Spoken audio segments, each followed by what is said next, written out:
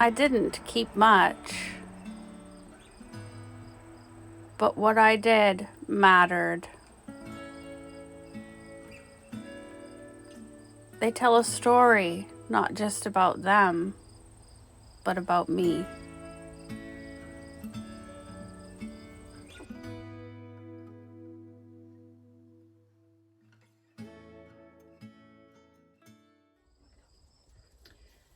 When you leave almost everything behind, you really start to see the difference between what you owned and what owned you.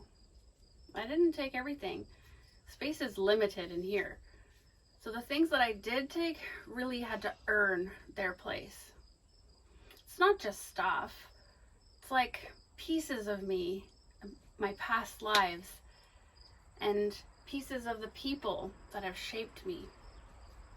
So let's have a look at what I kept in Marrow. On the wall behind me, we have the pictures and photographs of the people that shaped me.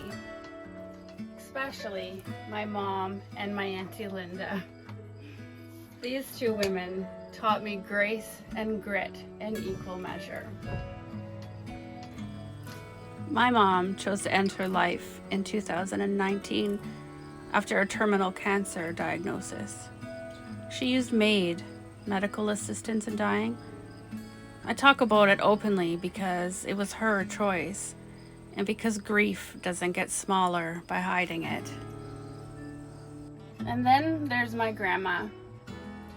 She believed in using what you had, sharing what you could, and keeping your heart open even when the world wasn't.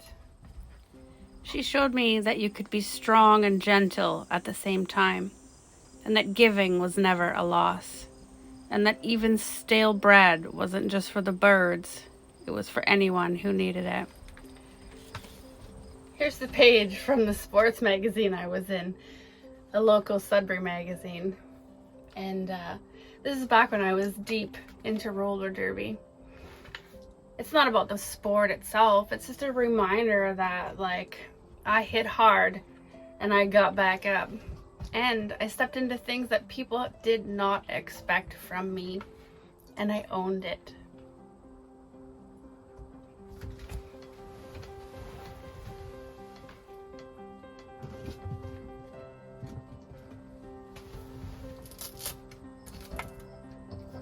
This charcoal drawing my sister made of my son when he was 2. She copied it from a photograph and she did such a good job. She is so talented. She captured him exactly the way he was, with his curious eyes. She is so talented, not just with her hands, but like, she's always been this steady hand that's guided me through all my lives. The ones I've chosen and the ones I've had to survive.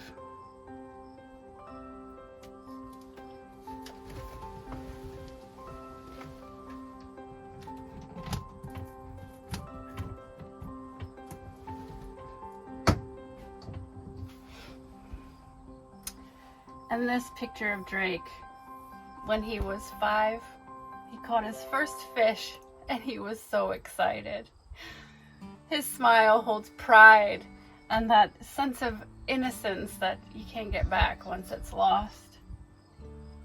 I've carried this picture with me for years because in that little hand, he holds so much accomplishment and wonder, and it's a moment that I don't think he knows meant so much to me.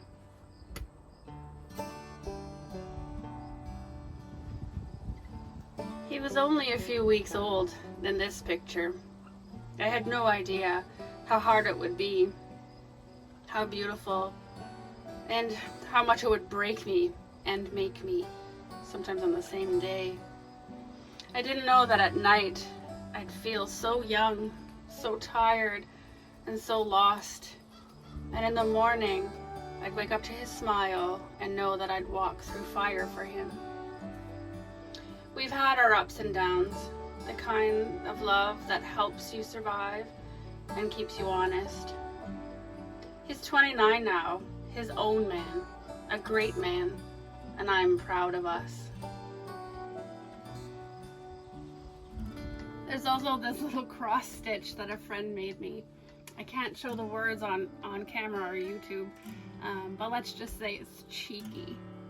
And I think it's important to keep things like that around. Inappropriate humor, because amongst all this seriousness, it's good to have humor around.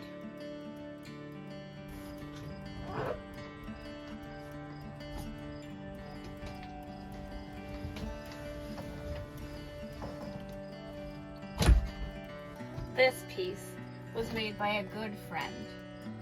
It's not just a burst of color, it's a reminder to keep my eyes looking forward even when it gets messy.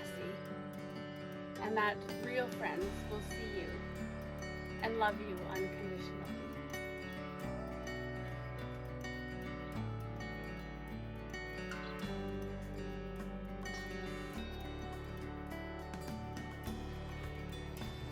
This robot on an old record doesn't mean anything, it's just cool. And sometimes that's enough, really. Not everything has to explain itself, right? I kept some clothes, not all of them, just the ones that feel most like me. I already said goodbye to so many in the fashion show video, and now what's left is what I'll actually wear, not the maybe someday clothes. And it feels lighter that way.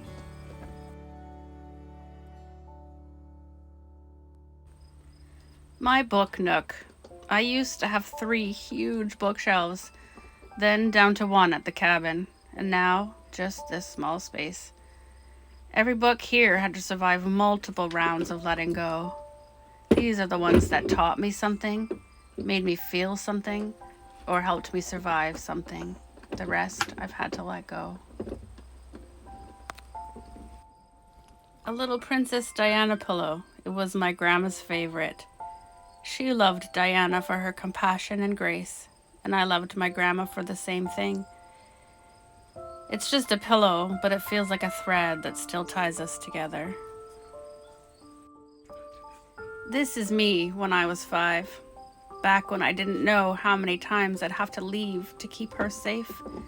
I didn't know I'd spend years trying to protect her, sometimes from the world, sometimes from the people in it, and sometimes for myself. I'm doing this now for her. She needs me to stand guard. She needs me to keep going. She needs me to stay. I could have filled marrow with all kinds of things, but then I wouldn't have room for the life I'm about to live. I kept just enough, the reminders of where I've been and who I'm becoming, because it's not the plan, but it's still the path.